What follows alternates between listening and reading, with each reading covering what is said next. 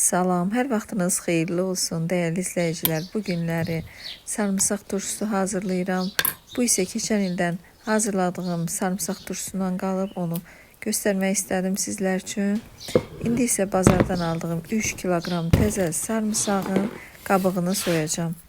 Hamının hazırlaya biləcəyi çox asan və çox da faydalı turşudur.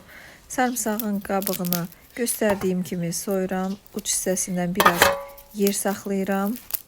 Onu da nəzərinizə çatdırım ki, bazardan sarımsaq seçib alanda turşuluq sarımsaqları nə çox böyüyünü seçin, nə də çox kiçiyini. Orta ölçülü sarımsaqlar olsa daha məsləhətlidir. Qabıqlarını bu qədər soyuram. Sarımsağın dişləri görsənənə qədər və daha sonra ara qatlarına, dişlərin aralarına baxıram. Göstərdiyim yerdə böcək yumurtasına oxşar bir yad cisim var. Mən bunu təmizləyirəm. Və sonra isə ara dişlərin aralarına baxıram, təmiz olmağı üçün. Növbəti sarımsağımı soyub yenə də baxmaq istəyirəm. Bu sarımsaqda da əvvəl gördüyüm birinci sarımsağımdakı kimi qara balaca nəsə böcək yumurtasıdır, nədirsə yenə də var. Ona görə mən bunları təmizləyəcəm. Ara qatlarının hamısına bir baxacağım və daha sonra isə yumamışdan əvvəl soyuq suda 2-3 saat saxlayacağım. Onu da qeyd edim ki, may ayının əvvəli olduğuna görə sarımsaqlar yeni çıxıb, çox körpədir.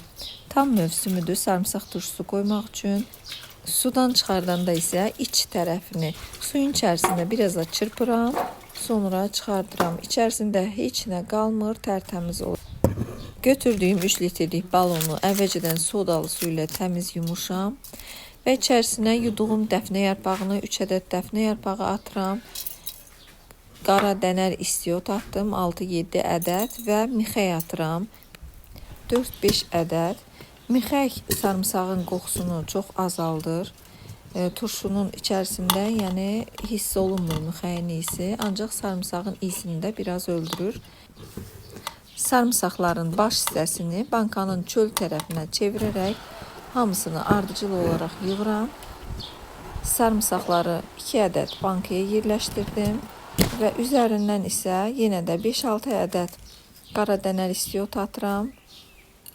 Xırda balona 1 diş, böyük balonuma isə 2 diş qənd əlavə edirəm və üzərindən turşuluq duz əlavə edəcəm. 3 yemək qaşığı çox da dolu olmayan duz əlavə edirəm böyük balonuma. Xırda balona isə 2 yemək qaşığı duz əlavə etdim. İndi isə üzərindən 3 stəkan üzüm sirkəsi tökürəm. Məndə mağazadan alınma üzüm sirkəsindəndir. 3 litrlik balona 3 stəkan üzüm sirkəsi tökdüm. Balaca balona isə məndə balaca deyəndə ki 1 litr yarımlıq balondur. 1 stəkan yarım sirkə əlavə etdim. Sonda isə üzərinə çıxana qədər bankaların filtrdən keçirdiyim təmiz sudan tökürəm və bankalarımı doldururam. Bu suyu qaynadıb soyutduğunuz su ilə də əvəz edə bilərsiniz. Vacib deyil filtrdən keçirilmiş su olsun və əsas odur ki, xlorlu su olmasın. Sonra isə bankanı bu cürə aşağı yuxarı biraz da tərpədirəm.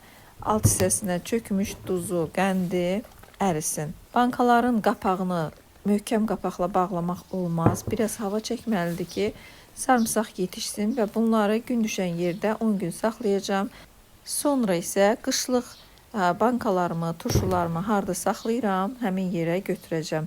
Turşuların qıcqırma prosesi gedəndə ola bilər ki, suyu biraz daşsın, tökülsün. Belə olanda üzərinə biraz da sirkəli su əlavə edəcəm. Videomuzu bura qədər izlədinizsə, kanalımıza dəstək üçün abunə olub yorum yazmağı unutmayın. Salamat qalın. İnşallah növbəti videolarımızda görüşənədək.